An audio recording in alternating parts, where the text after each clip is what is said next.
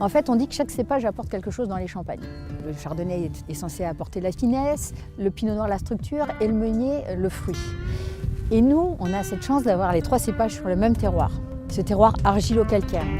Et quand on a sorti notre première cuvée avec 50% de chardonnay, c'était très intéressant parce qu'on s'est rendu compte vraiment que c'était un chardonnay quand même assez atypique par rapport à ce qui se fait ailleurs en Champagne.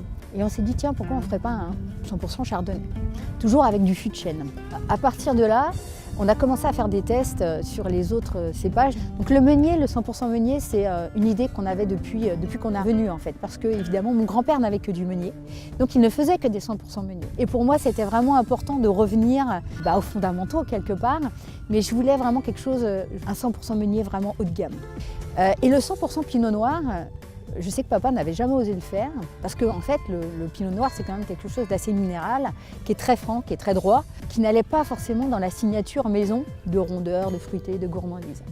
Et quand on a fait des tests, et on les a fait à l'aveugle pour mon père, on s'est rendu compte que c'était quand même pas un pinot noir franc et droit, mais qu'il était rond, qui s'exprimait vraiment, on avait vraiment la framboise un peu confiturée, donc quelque chose de très gourmand, et puis qu'on avait une belle amplitude.